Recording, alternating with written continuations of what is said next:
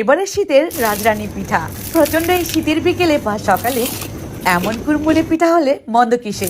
নতুন কোনো অতিথি বাসায় আসলে কিন্তু এটা তৈরি করে ফেলতে পারবেন মাত্র 10 মিনিটে।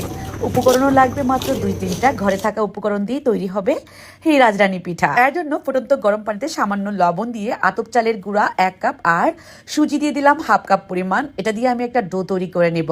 আতপ চালের গুঁড়া আর সুজির অনুপাতে আপনাকে পানি দিতে হবে। 1.5 কাপ পরিমাণ পানিতে আমি এই ডোটাকে তৈরি করে নিয়েছি, সেদ্ধ কাই আর কি। এবার মধ্যে খুব সুন্দর মসৃণ একটা ডো তৈরি করে নিলাম। ফাঁকে আমি ভেতরের পুরের জন্য গুড় আর কুড়ানো ফ্রেশ নারকেল দিয়ে পুর রেডি করে নিচ্ছি। নারকেলের পুরে ভরপুর এই মুচমুচে পিঠাটা রাজরানী পিঠা। এবারের শীতে প্রিয়জনদেরকে এই পিঠাটা বানিয়ে একবার খাওয়াবেন, দেখবেন যে শীত চলে গেলেও আপনাকেই খুঁজবে এবং এই পিঠাটাই খেতে চাইবে। তো এই ডো থেকে কয়েকটা লেচি কেটে নিলাম, এই তো খেয়াল করলে বুঝতে পারবেন। তারপর হাতে নিয়ে এভাবে করে মুথে গোল রাউন্ড শেপ করে একটু চ্যাপ্টা করে নিতে হবে।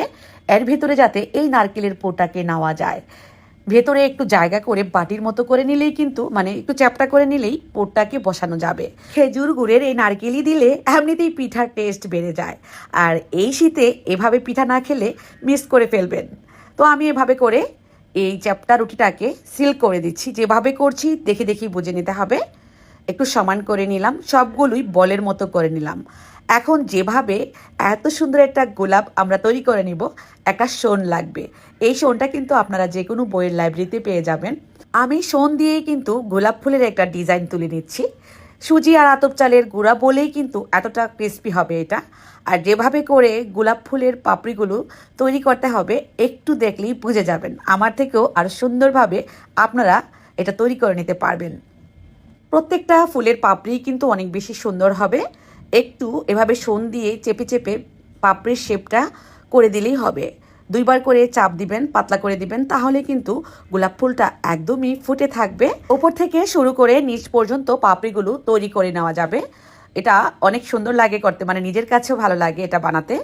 হয়তোবা আপনারা এতক্ষণে বুঝে গিয়েছেন কতটা সহজেই তৈরি করা যায় এটা, আর অনেক বেশি সুন্দর হয়। সব কয়টি গোলাপ ফুল তৈরি করে নেব। এরপর তেলে ছেড়ে দিব। তেল আমি গরম বসিয়ে দিয়েছিলাম প্যানের মধ্যে। একটা একটা করে চামচ দিয়ে দেওয়ার চেষ্টা করবেন, তাহলে হাতে তেল ছিটকে আসার সম্ভাবনা থাকবে না। কিছুক্ষণ সময় নিয়ে ভাজতে হবে, ধরে নেন 4 থেকে 5 মিনিট। একটা গোল চামচের মাধ্যমে গরম তেলটা যদি উপরে দেওয়া হয় তাহলে কিন্তু উপরের অংশটা অনেক বেশি ক্রিস্পি হবে। যখন উপরের অংশটা একটু ভাজা হয়ে আসবে তখন উল্টিয়ে দিচ্ছি। এতে করে কিন্তু ফুলের পাপড়িগুলো নষ্ট হবে না, আর অনেক বেশি মুচমুচে হবে। পিঠাগুলো হালকা ব্রাউন কালার হওয়ার পর নামিয়ে নিচ্ছি। চাইলে কিন্তু আরও একটু সোনালি বর্ণের করে নিতে পারেন আপনারা।